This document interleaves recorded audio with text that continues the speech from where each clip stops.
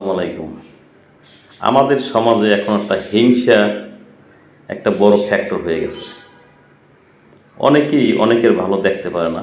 তা আমাদের সমাজ এরকম হলে চলবে না। নিজের ভালো পাগলও বোঝে। তো অন্যের সমালোচনা করে নিজের ক্ষতি করা এটা অনিবার্য। তা আমরা যারা এই অন্যের ভালো চাই না, অন্যের ক্ষতি চাই, এইটা কখনোই করব না। এইটা করা মানে নিজের ক্ষতি করা।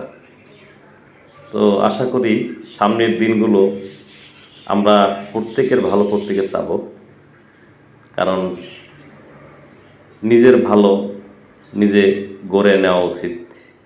আর অন্যের ভালো সমালোচনা করা না করে তাকে উৎসাহ দেওয়া উচিত।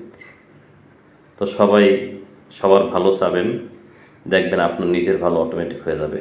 নিজের শরীর সুস্থতা চাবেন, অন্যের শরীর সুস্থতা থাক এই কামনাও করবেন, তাহলেই আপনি সুস্থ হবেন। আর অন্যের সমালোচনা করলে যে না আমি ভালো থাকি অন্যের ক্ষতি হোক, তাহলে কিন্তু আপনি নিজেও সুস্থ থাকতে পারবেন না।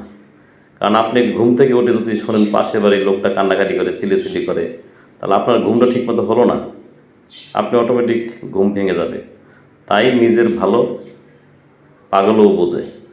এই জন্য অন্যের সমালোচনা না করে নিজের সমালোচনা নিজে করেন, যে আমার কি কোন জায়গায় সমস্যা আছে, কোন জায়গায় ক্ষতি হয়, কার কোনো ক্ষতি করব না। তাহলে ইনশাল্লাহ আপনি ভালো চলবেন, সমাজ ভালো চলবে। সমাজে আপনাকে খুঁজবে যে অমুক ভাইটা ভালো, অমুকের আমাদের এই বিচারে আনো, সে বিচার করুক সবার।